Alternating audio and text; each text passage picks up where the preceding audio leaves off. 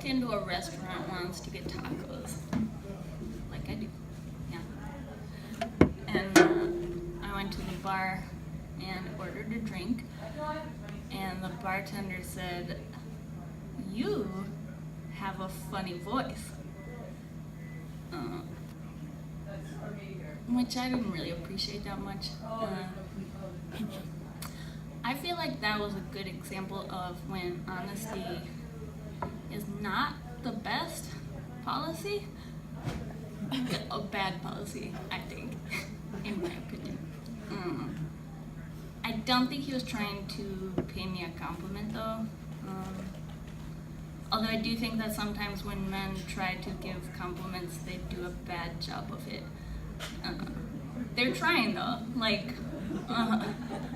but I have a tip, so if there are men here, right? Yeah, there are.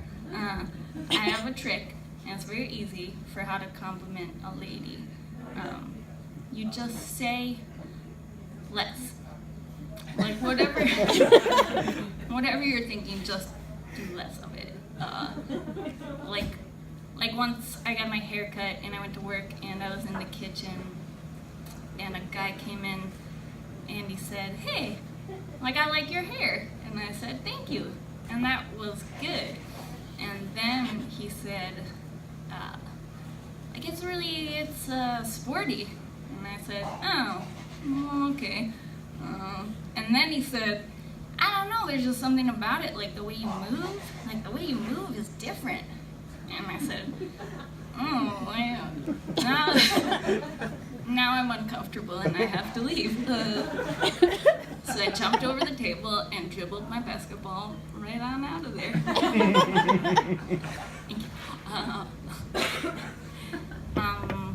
Also, speaking of my appearance, I do not ride a motorcycle. I just like wearing boots. I do wish I rode a motorcycle though, but I'm afraid of dying, I guess. And it's weird because I'm also very tired of living. Quite the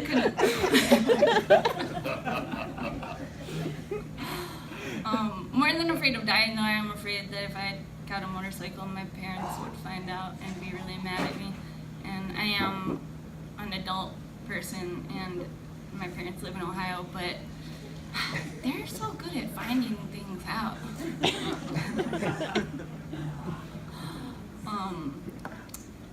Yes, they live in Ohio, and often when I tell people I'm from Ohio, they say something like, "Oh, I've never been to Ohio," and I say, "That's fine, like you don't have to go there."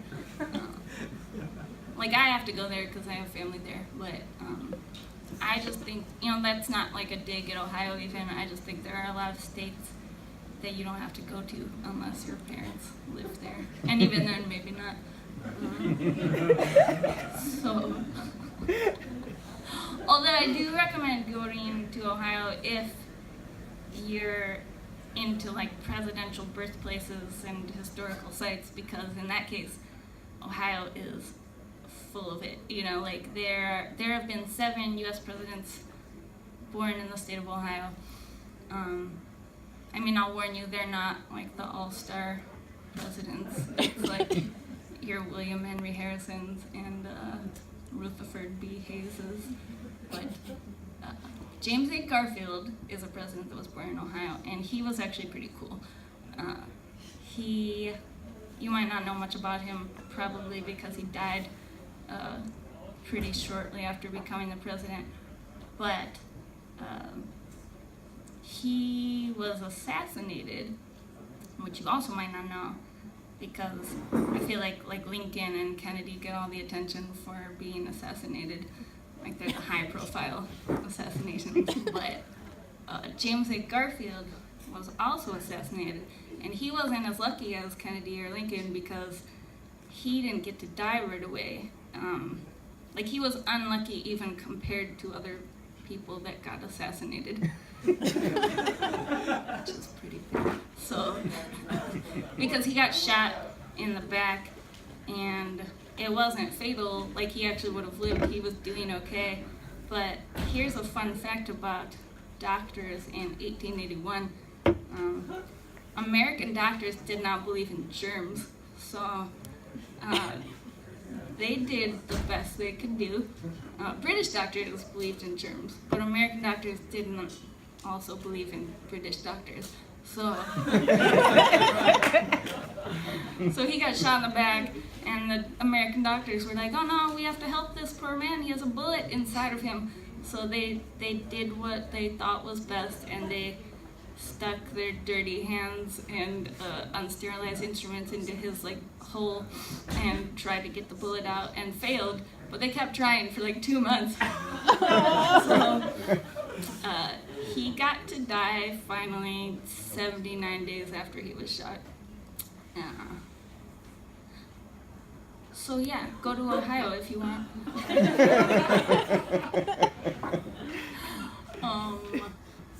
I know that was an unpleasant story, but I don't know. I've always been this way. My mom used to comment when I was a child that I was into very dark things. This troubled her. I read a lot of true crime books as a girl, and I like serial killers. But I wasn't a scary child. I was, a small girl, very non-threatening. But I was a nerdy, bookish little kid. I was a cross between, I'd say, Lisa Simpson and Anne Frank, maybe. Which I didn't realize until I said out loud would be Lisa Frank. I don't know if there's a big Lisa Frank. The point is, I resembled Anne Frank when I was young. And still kind of do. I just have a sportier haircut now. I think I will leave you with just one more bit of advice, and that is, if you are planning on committing a crime, I recommend that you wear a beret, the hat, because I recently saw a person wearing a beret, and I can tell you, it is the only thing you remember about that person.